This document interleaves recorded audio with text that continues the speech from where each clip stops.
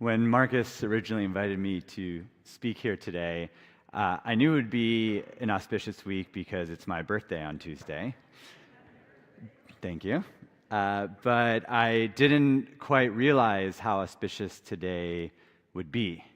As I mentioned, today is Tisha B'Av, the 9th day of the Hebrew month of Av, when Jews around the world mourn the destruction of the two temples in Jerusalem. The day is traditionally marked by fasting, and so forgive me if my mouth is a little parched today. We refrain from pleasurable activities, and we read from Echa, the Book of Lamentations, along with other mourning rituals. And so as I read through the Book of Lamentations this week in preparation for Tisha B'Av, I don't think it's hyperbole to say that we are living through a similar period of despair and destruction, both physical and spiritual. Climate change, autocracy, inequality, polarization, gun violence, transphobia, the list goes on and on. As the prophet Jeremiah wrote in Lamentations as he surveyed the ruins of Jerusalem, quote, "False prophets and immoral leaders shed the blood of the innocent in our midst. A fire consumes our foundations." But Jeremiah's imagery of starving children and cities decimated to heaps of rubble feels particularly haunting this year. Quote, "They have destroyed without pity all the dwellings. In wrath, they have torn down the refuges. Children and infants languish in the streets of the city. They say to their mothers, 'Where is bread and wine?' as they faint like the wounded." Reading these descriptions, it feels impossible not to think about Gaza. The killing of tens of thousands, including women, children, and the elderly. The forced dislocation and now mass starvation of over 2 million. Gunfire sprayed into frantic crowds desperately searching for food. I think of Zainab Abu Halib. At the time of her death last Friday in Gaza, the 5-month-old weighed less than 4.4 pounds, 2 pounds under her birth weight. Her eyes sunken, her ankle smaller than an adult's thumb. She was the latest of 85 children in Gaza to die of malnutrition-related causes amid this mass starvation. She will not be the last. Her mother, Esra Abu Halib, said, quote, "With my daughter's death, many will follow. Their names are on a list that no one looks at. They're just names and numbers. We are just numbers. Our children, who we carried for 9 months and then gave birth to, have become just numbers." A British surgeon who was volunteering at the same hospital in which Zainab died, he said, quote, "The expression skin and bones doesn't do it justice. I saw the severity of malnutrition that I would not have thought possible in a civilized world. This is man-made starvation being used as a weapon of war, and it will lead to many more deaths unless food and aid is let in immediately." Let's take a breath.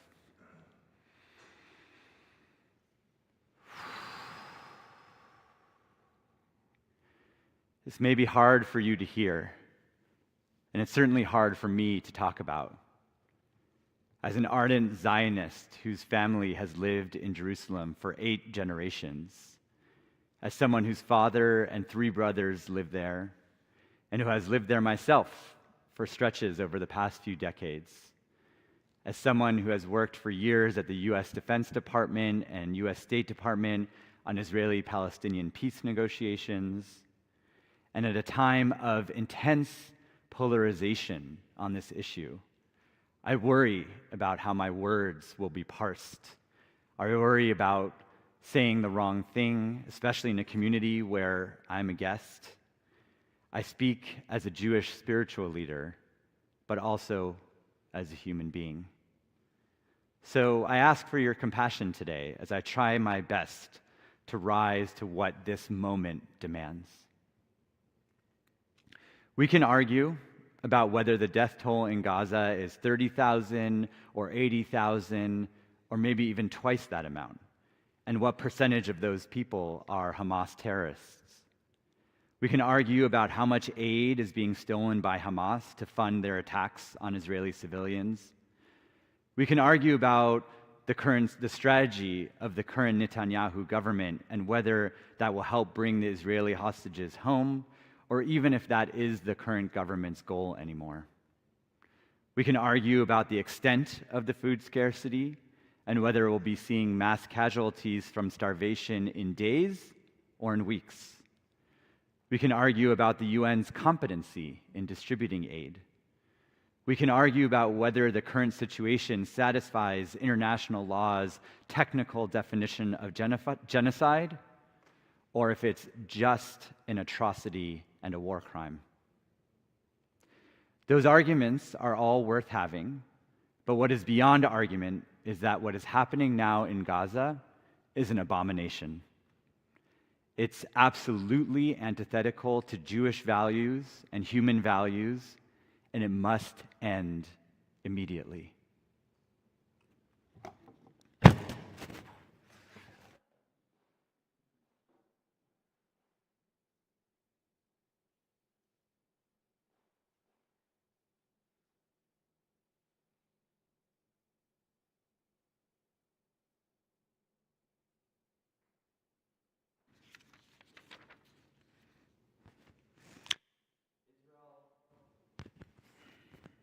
Israel has a right to defend itself, to dismantle Hamas's terrorist infrastructure, to bring back its hostages, to prevent future terrorist attacks like the gruesome killings, rapes, and kidnappings on October 7th.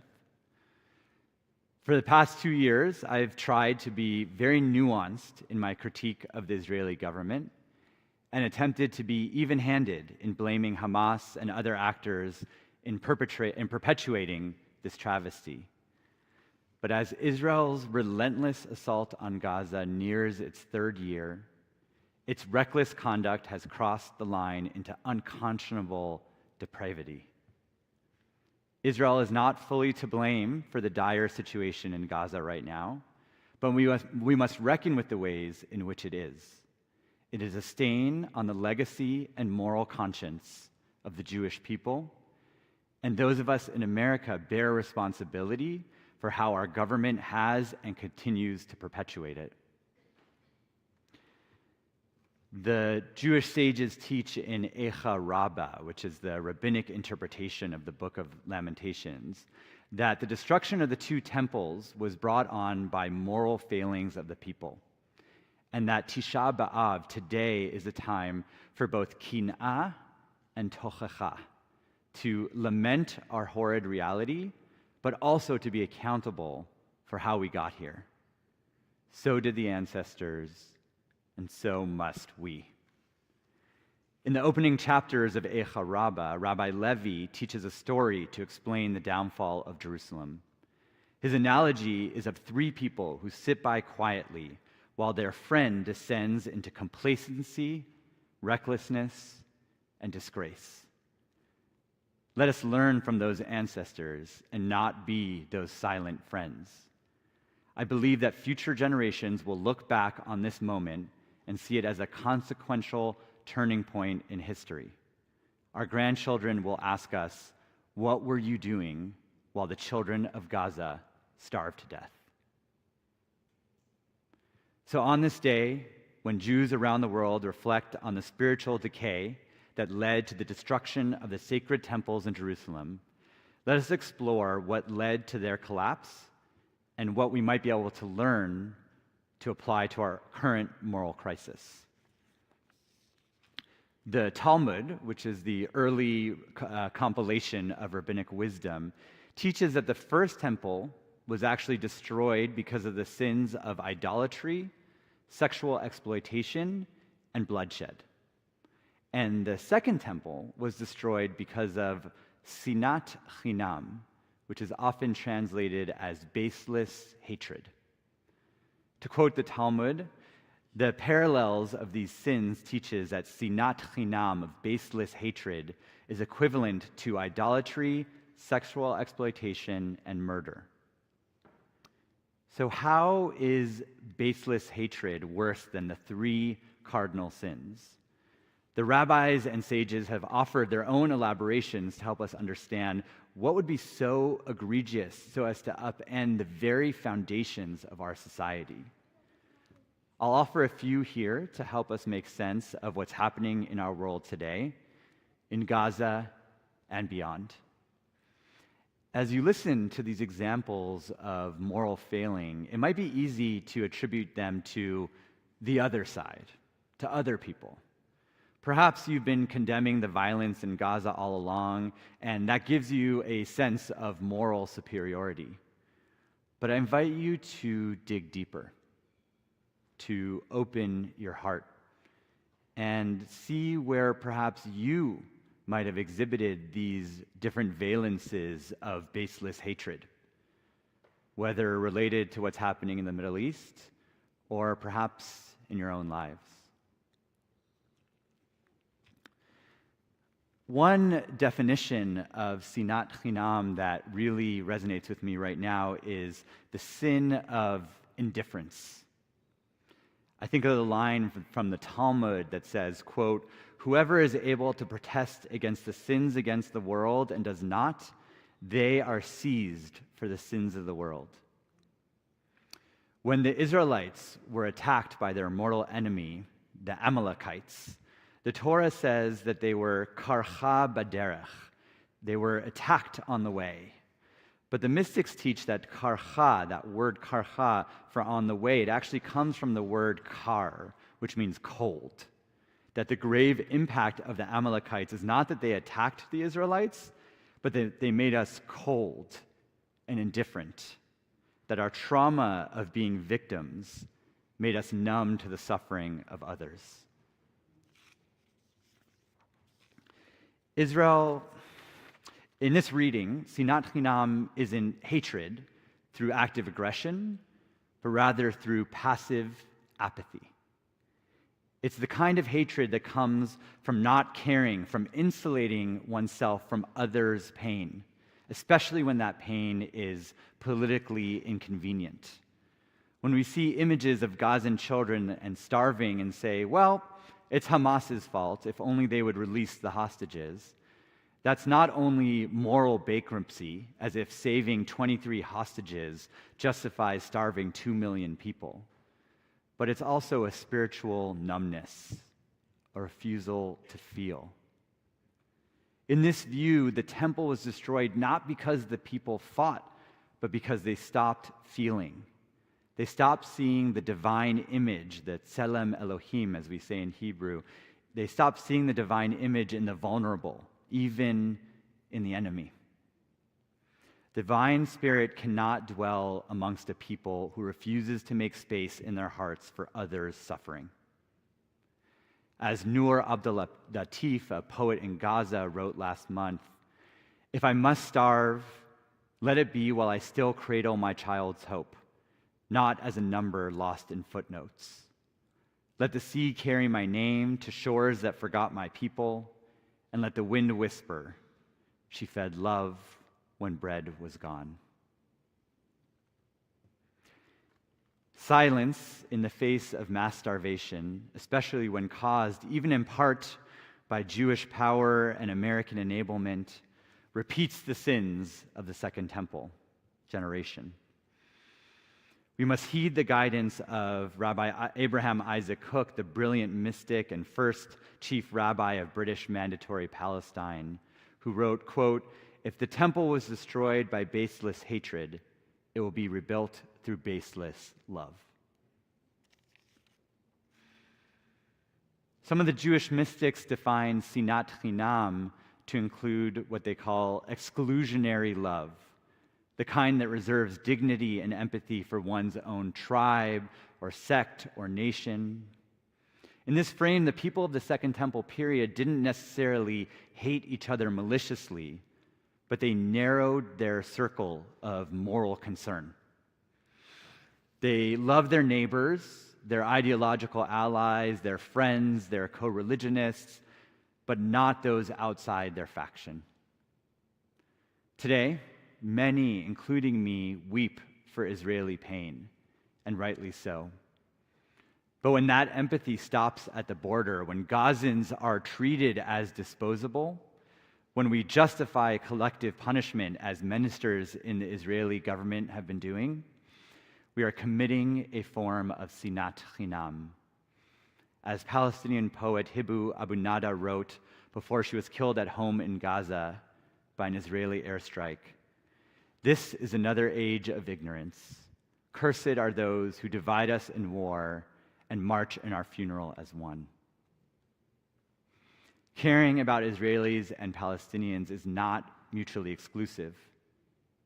But when the suffering reaches these extreme levels of disproportion, there's a time and place for our attention to reflect that disparity. The temple is destroyed whenever we reduce compassion to a loyalty test. When we feed our own and let others starve, we desecrate the sacred. As said in the book of Lamentations, quote, "The hands of compassionate women have cooked their own children. They become their food in the destruction of my people."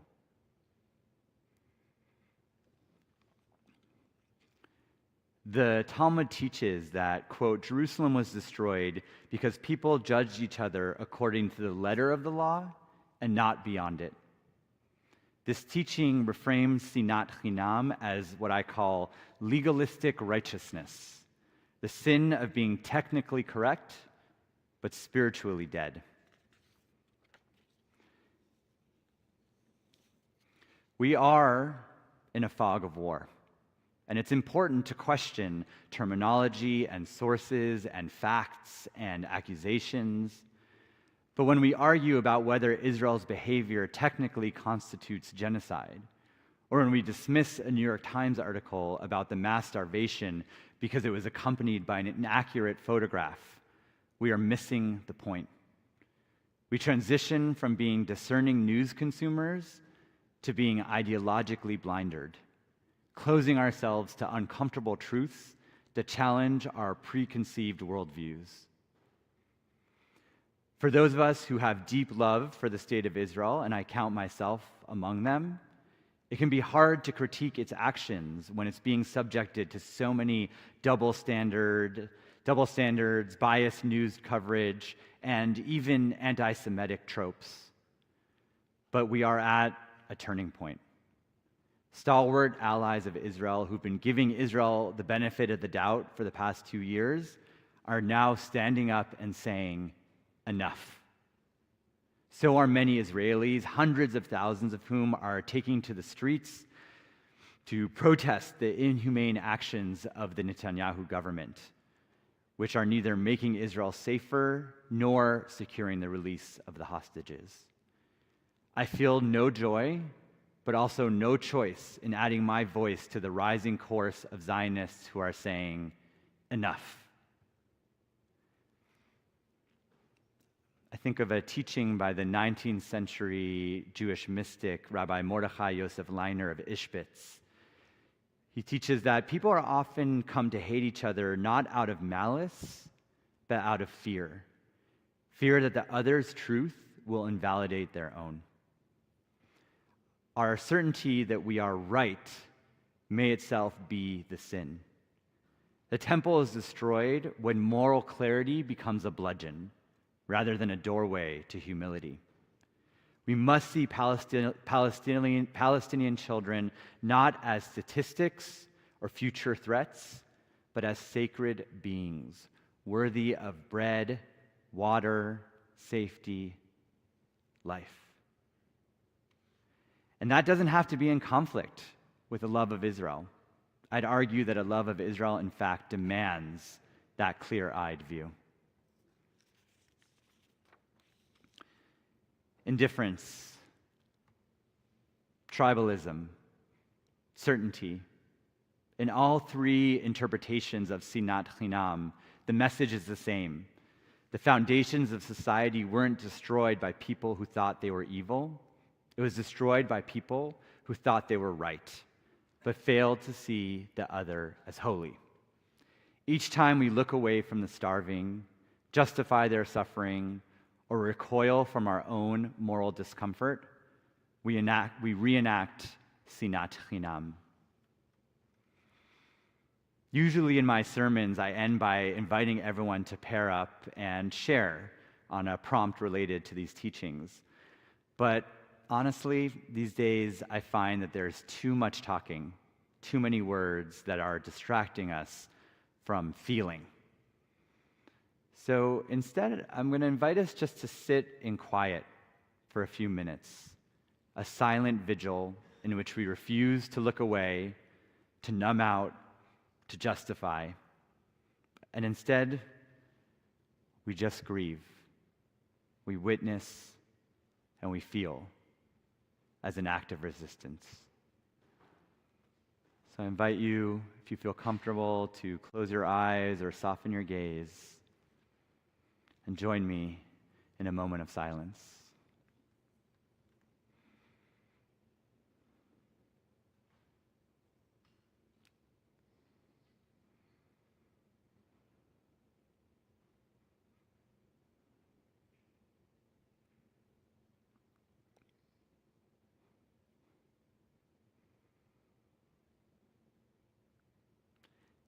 As you sit in silence, I invite you to consider if you could speak to baby Zainab, the 5-month-old who died of starvation last week.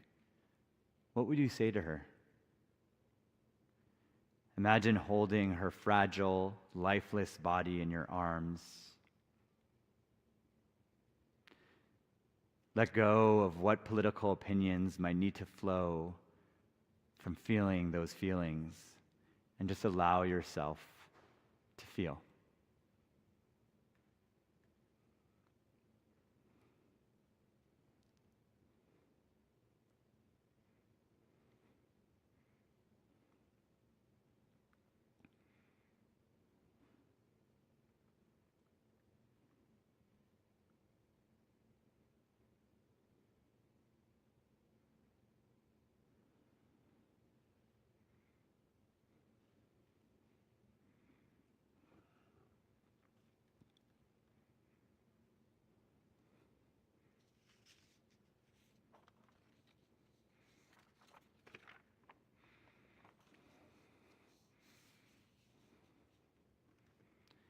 As today is Tisha B'Av, I've been fasting since last night and will continue to do so until sundown tonight.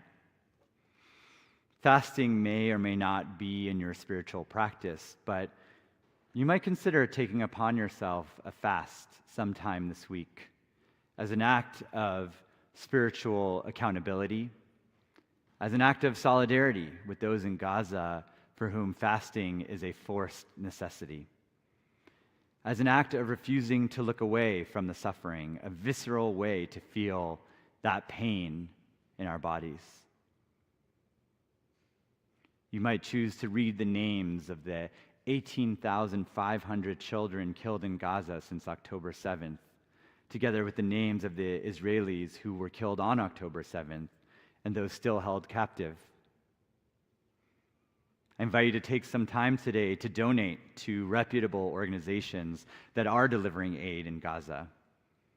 Find ways to get engaged. Call your member of Congress to make your voices heard. But whatever you do, don't look away. And just as these moral failings of indifference, tribalism, and certainty have enabled the suffering in Gaza for far too long, and to have reached these extreme levels, so too have they fueled the crises in our own country, in our own communities, perhaps even in our own homes and hearts. So on this day of sacred mourning, let us not only lament what's been destroyed, but also recommit to what might yet be built. The book of Lamentations begins with the word echa, How? But the rabbis note that this word echoes the question God asked Adam in the Garden of Eden. Ayeka, where are you? Where are you in the face of suffering? Where are you when your voice is needed? Where are you when children starve and cities burn? Tisha B'Av invites us not just to weep, but to respond with compassion, with courage, with conscience. The temple will not be rebuilt with bricks of nationalism or vengeance. It will be rebuilt with the unseen acts of love we offer one another, in the boundaries we break down, in the comfort we extend beyond our tribe. And if we truly believe that every human being is made in the divine image, every child, every parent, every stranger, then let us live in a way that reflects that holiness. Let this be the fast that opens our hearts. Let this be the grief that leads us back to love. And let us rise from our mourning not with despair, but with a fierce and tender resolve to make this world, broken as it is, a sanctuary once more. May we live in a way that when our grandchildren ask us what we did in the face of hunger, hatred, and despair, we can say that we refused to look away, that we grieved and then we acted, that we loved without condition, and that we helped rebuild not the temple of stone, but the sanctuary of the human heart. Amen.